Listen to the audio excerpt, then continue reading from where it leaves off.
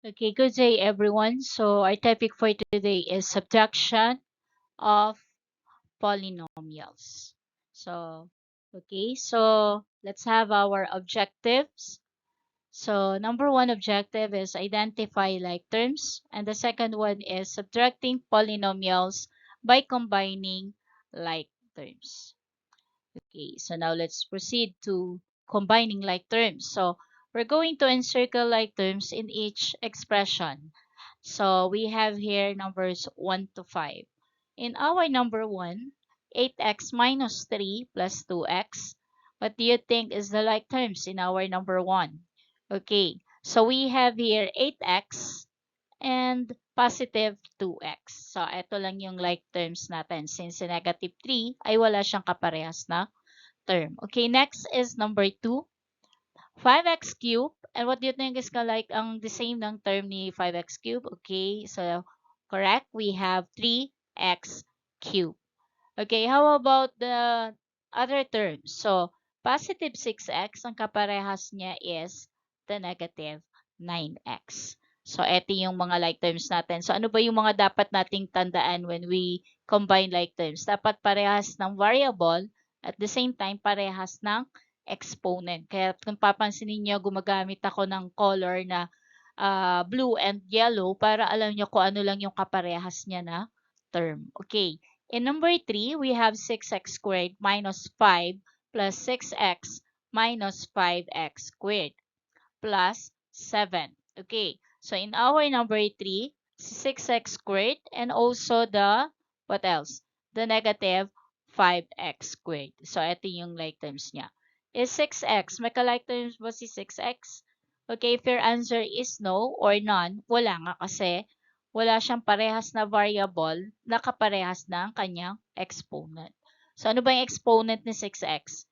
Okay, may exponent siya na 1. But we do not need to write uh, 1 anymore pagka ang exponent na is 1 ng variable. Okay, next is constant. Meron tayong negative 5 and positive 7. So, it is considered as like terms. Okay, and number 4. How about number 4? X plus 9x minus 4x plus 2 plus 1. Okay, so in number 4, eto na yung magkakaparehas natin na term. X, 9x, and negative 4x. So, si x, ano kaya ang numerical coefficient ni x? Kapag inanda natin si 9x at x.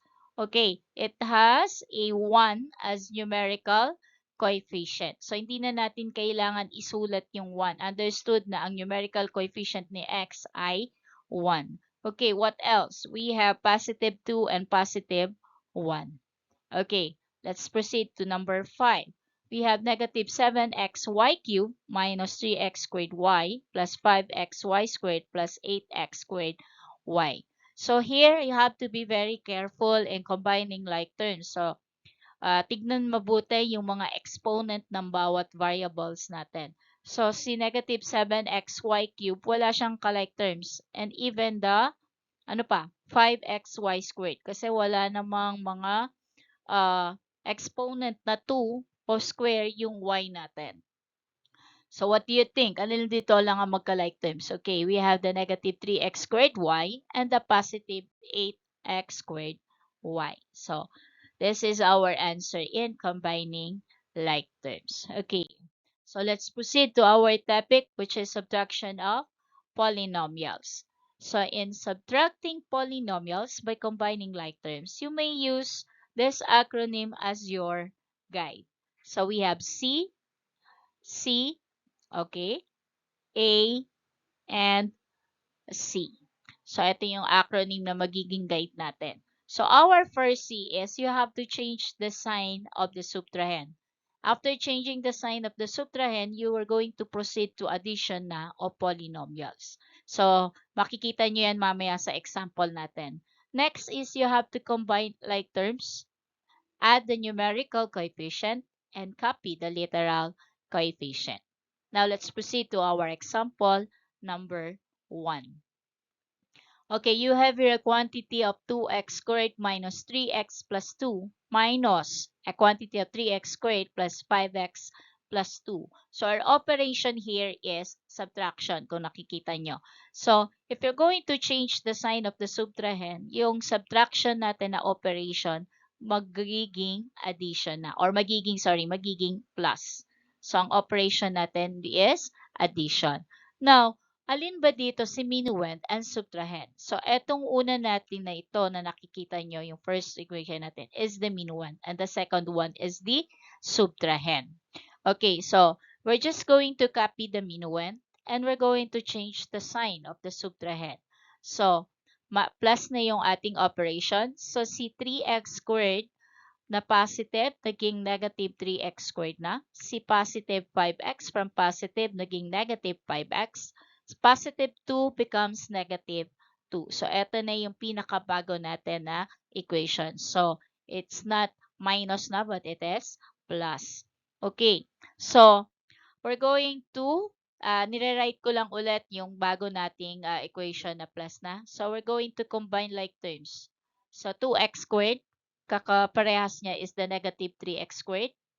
So, negative 3x is negative 5x and the constant positive 2 and negative 2. So, in combining like terms is, what do you call this? Very important pagdating sa addition and subtraction of polynomials. Okay, so pagsasamahin kasi natin, so we have 2x squared minus 3x squared minus 3x minus 5x and plus 2 minus 2. So, we will proceed to our addition na ng ano natin. So, 2x squared minus 3x squared. So, in adding polynomials having unlike signs, we subtract. Tama? So, 3 minus 2 is 1. So, tulad nung sinabi ni Ma'am Malu kanina, we do not need to write 1 as your numerical coefficient. Then, we copy the sign of the larger value, which is negative. Kaya naging negative x squared. Okay, so negative 3x minus 5x. So, that is negative 8x. Then, positive 2 or 2 minus 2, 0 na yan. So, we don't need to write 0 here. So, our final answer na is negative x squared minus 8x. So, this one is a horizontal method. We can also solve this using a vertical method. So, this is our equation if it is a vertical method. So, 2x squared minus 3x plus 2 plus negative 3x squared minus 5x minus 2. Kayo kung ano yung mas prefer nyo gamitin, if it is a horizontal or a vertical, parehas lang naman yan. So, let's try to add this. So, unlike sign, tulad ng sinabi ko kanina, if it is unlike sign in addition of polynomials, we're going to subtract the numerical coefficient. 3 minus 2 is 1 and copy the sign of the larger value together with the literal coefficient. Kakopy lang natin. So, we have negative x squared. Okay, next, negative 3x plus negative 5x like signs. So, we add and copy the sign and the literal coefficient. So, we have negative 8x. So, how about positive 2 plus negative 2? So, 2 minus 2, it is 0. So, eto na yung pinaka-final answer natin. Negative x squared minus 8x. So, eto na yung answer sa example number 1. Okay, so let's proceed to our example number 2. So, kapag may question sa example number 1, pwede naman i-PM si Ma'am Malu. Ano po? Okay, so we have here negative 3x squared minus 10x plus 6 minus 9x squared minus 12x plus 3. Tulad nung ano natin kanina, we have to change the sign of the subtrahend and proceed to addition of polynomials. So, eto na yan. From positive 9x squared, naging negative 9x squared. Si negative 12x becomes positive. Positive 3 becomes negative. And our operation now is addition. Okay, so dito tinanggal ko lang si parenthesis natin, yung open and close parenthesis natin para mas kita nyo pag in-arrange na natin or pinagsama na natin yung like terms. Okay, so si negative 3x squared, ka-like terms niya si negative 9x squared.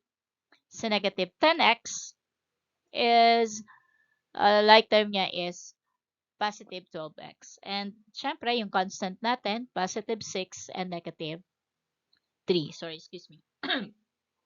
Okay, so minus negative 3x squared, sorry, negative 3x squared minus 9x squared minus 10x plus 12x. Pinagsama-sama na natin yung like terms and plus 6 minus 3. So let's try to solve this first, the negative 3x squared minus 9x squared. So we have negative 12x squared. So kaya lagi kong pinare-review sa inyo yung rules in adding and subtracting integers having alike terms and unlike terms, di ba? Okay, sorry, yung sa addition of integers. The same as the rules natin sa addition of polynomials. Okay, negative 10x plus 12x, we have positive 2x. Then 6 minus 3, positive 3. So our answer is negative 12x squared plus 2x plus 3. So this is a horizontal method. Let's do the vertical method. Okay, so tignan nyo kung ano na yung isinulat ko, yung bago na, yung binago na natin yung sign ni subtrahend and proceed to addition.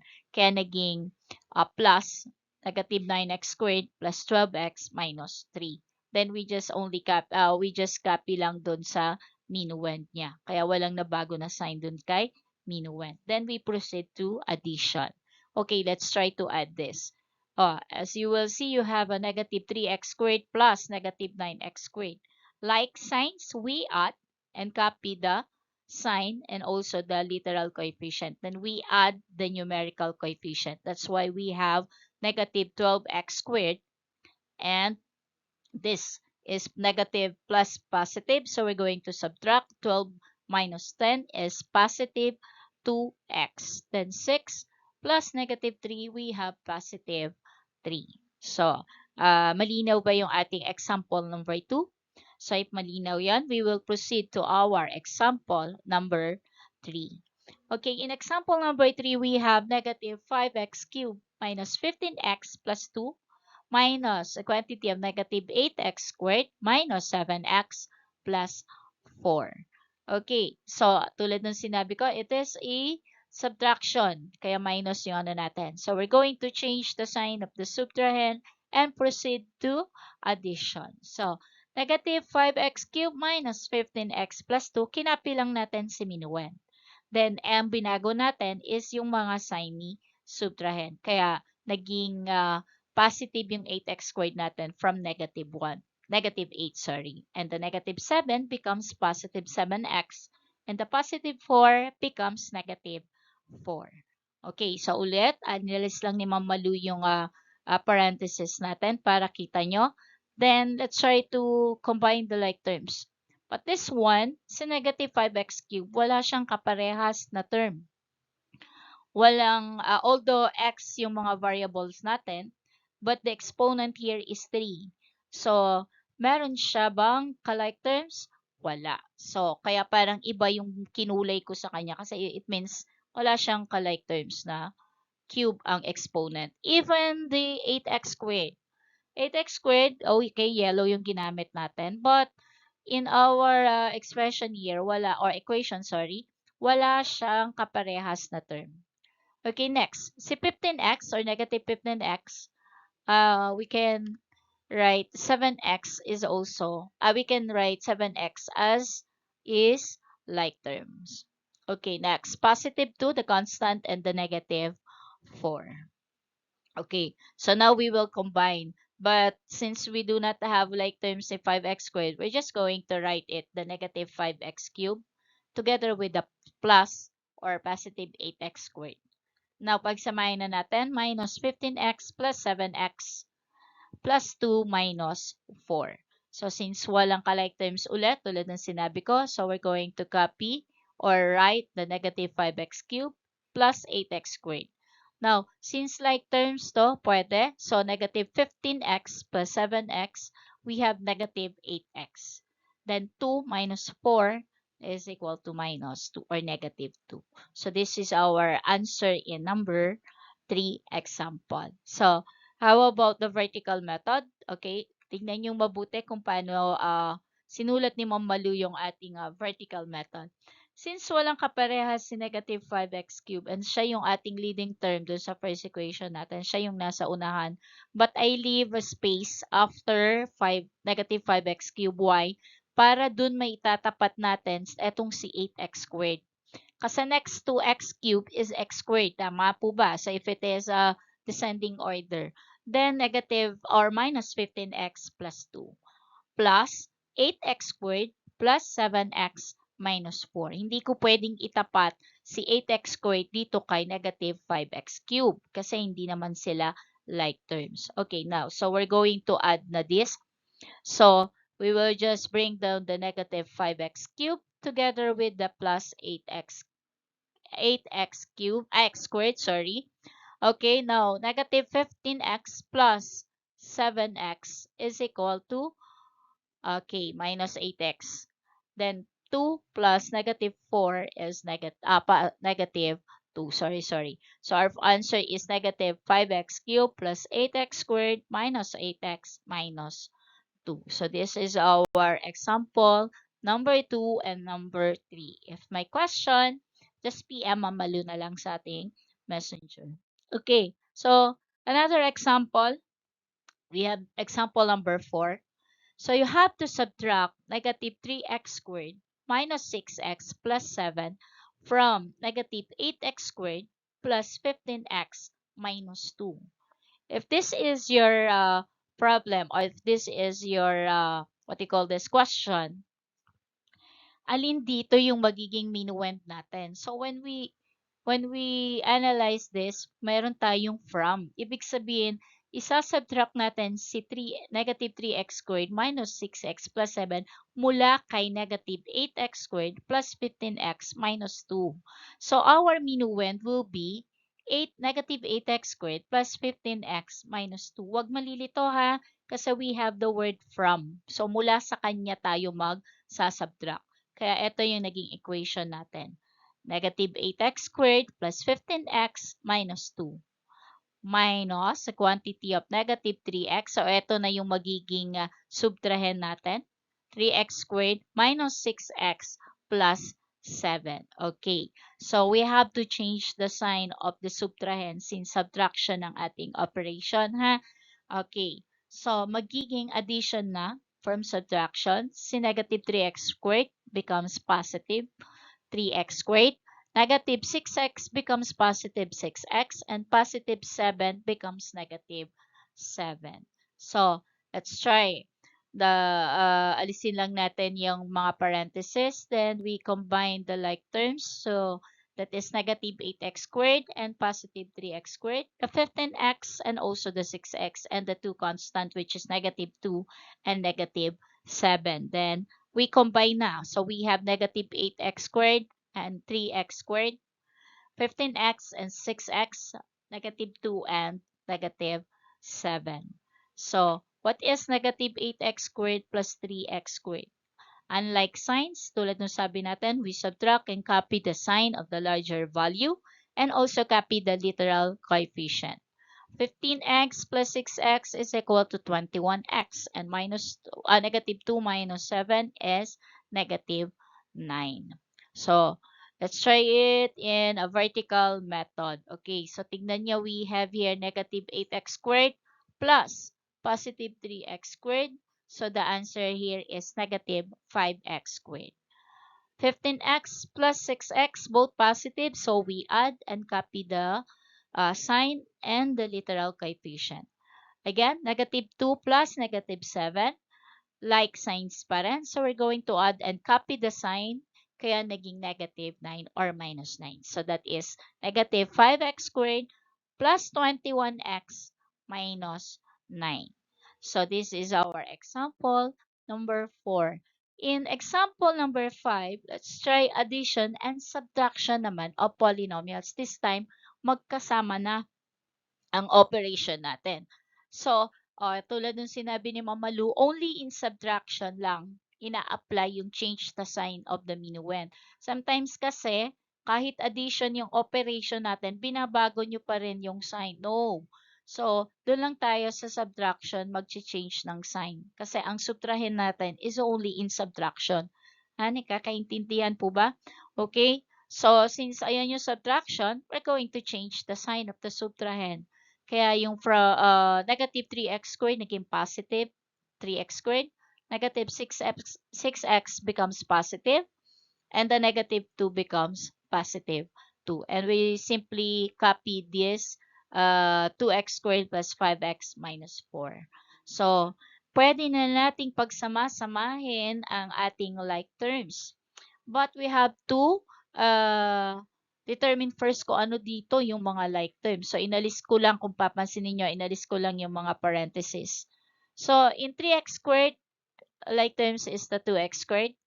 8x, we have 6x and 5x. 12 as constant, 2, and the negative 4. So, pwede na natin silang i-combine. We have 3x squared plus 2x squared plus 8x plus 6x plus 5x plus 12 plus 2 minus 4. So, walang hirap to dahil both positive. So, we simply add 5x squared plus 8x plus 6x is equal to 14x plus 5x is 19x. Next, 12 plus 2 is 14 minus 4. So the answer here is plus 10 or positive 10. So our answer here is 5x squared plus 19x plus 10. Okay, how about in a vertical method? Tignan nyo mabuti kung paano sinusulat ni Ma'am Malu ang ating uh, expression ng ating mga equation, sorry, 8x plus 12. Tinatapat ko yung like terms niya doon sa naunang equation natin. 3x squared plus 6x plus 2.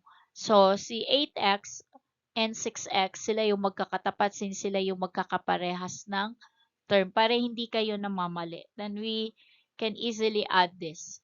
So, 3x squared plus 2x squared, we have 5x squared.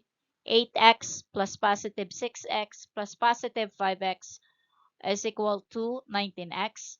12 plus positive 2 plus negative 4, we have a positive 10. So this is our addition and subtraction of polynomials. Okay, so another addition and subtraction of polynomials, but this time, activity na. So in letter A, you're going to find the sum of the following polynomials.